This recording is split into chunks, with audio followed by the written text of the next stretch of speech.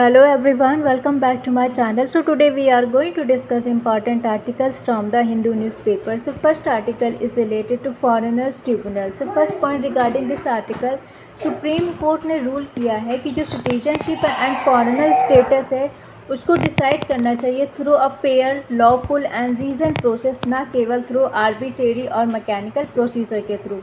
Next point, court ने set aside कर दिए हैं, मतलब असाइड कर दिए हैं, यह साइडलाइन कर दिया है 27 गुवाहाटी हाई कोर्ट के जजमेंट को, जिसमें उन्होंने डिक्लेयर किया गया था कि इंडिविजुअल एज अ फॉरेनर, और सेंड कर दिए हैं cases back to foreigner tribunal for fresh adjudication.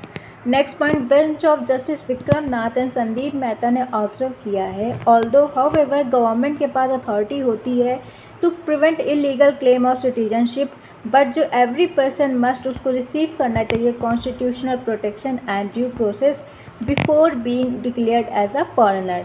Next point, court ने एम्फसाइज किया है जो लीगल प्रोसीजर होता है उसको ट्रीट नहीं करना चाहिए एज अ मेयर फॉर्मेलिटीज़, क्योंकि जो डिसीज़न होता है वो अफेक्ट करता है पर्सन की सिटीजनशिप को, जिसमें इन्वॉल्व होना चाहिए proper application of mind, evidence based reasoning and fairness. Next point, supreme court ने डायरेक्ट किया है कि फॉरेनर की ट्रिब्यूनल को इंश्योर करना चाहिए। क्या क्या पॉइंट इंश्योर करना चाहिए? फर्स्ट, जो इंडिविजुअल हैं उनको फेयर अपॉर्चुनिटी मिलनी चाहिए to present the case. Next, जो ग्राउंड ऑफ सस्पिशन है उसको क्लियरली कम्युनिकेट करना चाहिए। एंड द थर्ड, जो एविडेंस है उसको सफिशिएंट और रिलायबल होना चाहिए। एंड फोर्थ, जो फाइनल डिसीजन है उसको वो बेस्ड होना चाहिए on facts available on records. Next point, जो जजमेंट है उसने रीअफर्म किया है जो आर्बिट्रेरी एडमिनिस्ट्रेटिव एक्शन है वो वॉयलेट करता है article 14 which is talking about right to equality, और उसको कैन नॉट बी जस्टिफाई नहीं करना चाहिए सिंपली बिकॉज ये फॉलो करता है स्टैट्यूटरी प्रोसीजर को। नेक्स्ट, कोर्ट ने ये क्लैरिफाई किया है कि जो remanding these cases does not automatically grant Indian citizenship. Court ने ये भी क्लैरिफाई किया है कि जो रिमांडिंग दीज केसेस, इसका ये मतलब नहीं है कि आपको ऑटोमेटिकली ग्रांट हो जाएगी Indian citizenship to the concerned individual. ये इनकी जो केसेस हैं, ये जो देयर केसेस हैं will be decided afresh on merit. Next point, foreigners tribunal important facts. First, foreigner का जो ट्रिब्यूनल है वो एक क्वासी जुडिशियल बॉडी है जो इस्टेब्लिश हुआ था under the foreigner tribunal order 1964 को, जो इशू करता है under section 3 of the foreigners act 1946। Next, इसका जो मेन रोल है वो डिटरमाइन करता है कि वेदर एक पर्सन एक इंडियन सिटीजन है और या फॉरेनर है when a reference is made by the competent authority. Next point, जो 2019 amendment to the foreigners tribunal order आया था उसने एक्सपैंड कर दिया था framework for handling appeals and NRC related citizenship dispute को। नेक्स्ट पॉइंट, जो मिनिस्ट्री ऑफ होम अफेयर्स है इसको ऑथराइज़ करते हैं डिस्ट्रिक्ट मजिस्ट्रेट को in state and union territory में, जो इस्टेब्लिश करता है फॉरेन ट्रिब्यूनल को। नेक्स्ट पॉइंट, जो लीगल फ्रेमवर्क है गवर्निंग फॉरेनर ट्रिब्यूनल अप्लाइज करता है across India and is not restricted to Assam alone. ये केवल असम में अलोन रिस्ट्रिक्टेड नहीं है, ये पूरे इंडिया में अप्लाई करता है। Next point, types of cases handled by the foreigners tribunal. तो फॉरेन ट्रिब्यूनल कौन कौन से केसेस को हैंडल करता है? First, cases referred by the border police against suspected foreigner. जो केसेस रिफ़र किए जाते हैं by the border police against the suspected foreigners. Next, जो केसेस इन्वॉल्व होते हैं doubtful voters in electoral roll. Next, जो references made by election commission of India regarding doubtful citizenship. तो इन matters में ट्रिब्यूनल केसेस को हैंडल करता है। Composition of foreigner tribunal, तो कितने क्या कैसे बना है? Each tribunal is headed by the member with judicial experience. तो हर एक जो ट्रिब्यूनल होता है उसको हेड करता है एक मेंबर जिसको जुडिशियल एक्सपीरियंस होते हैं, इंक्लूडिंग रिटायर्ड जजेस, एडवोकेट्स और qualified civil servant. Members are appointed according to foreigner tribunal order 1964। तो मेंबर्स को अपॉइंट किया जाता है according to foreigner tribunal order 1964 के according and government guidelines. Next point, function and power of the foreigners tribunal. तो function and power क्या होती है फॉरेनर ट्रिब्यूनल का? फर्स्ट, जो ट्रिब्यूनल है उसकी पावर होती है सिमिलर टू सिविल कोर्ट के, इंक्लूड क्या क्या कर सकती है? समनिंग विटनेसेस, रिकॉर्ड कर सकती है evidence under oath and calling for document.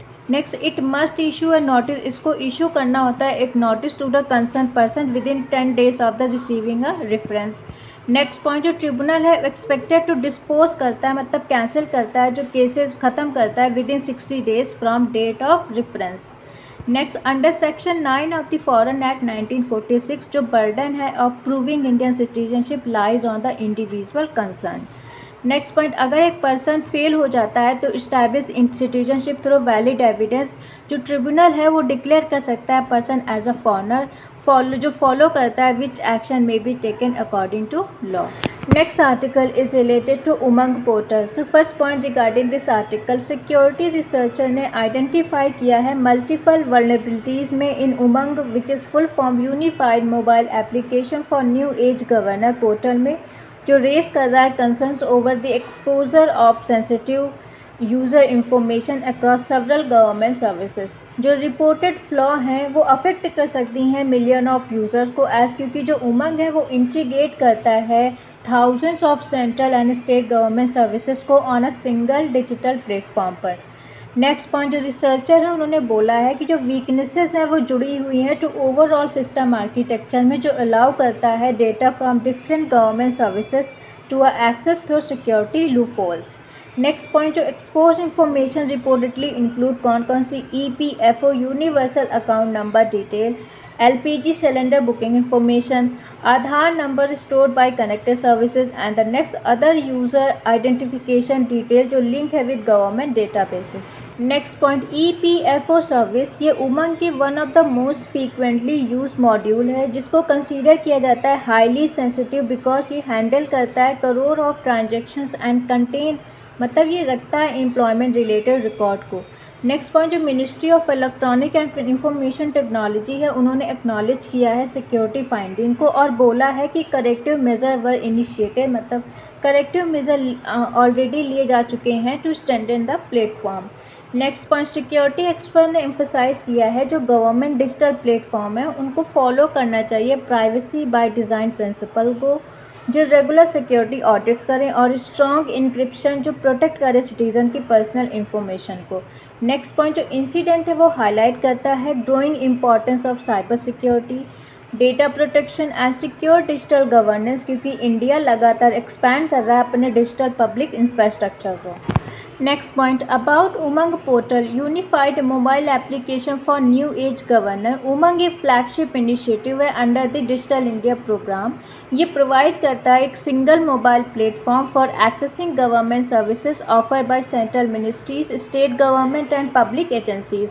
जो प्लेटफॉर्म है उसका एम है to provide one stop access to multiple government services को इंस्टीड बजाय आप रिक्वायर करें सेपरेट एप्लीकेशन को। उमंग सपोर्ट करता है सर्विसेज जैसे कि EPFO, digital locker, DigiLocker, PAN related services, LPG services, utility bill payment, health care and other citizen centric services.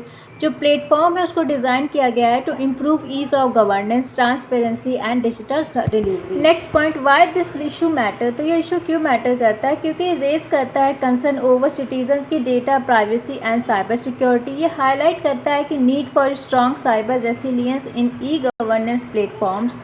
ये रीइंफोर्स करता है importance of secure digital infrastructure under the digital India initiative. Show करता है the necessity मतलब requirement of continuous vulnerability assessment की, encryption की and reasonable disclosure mechanism की।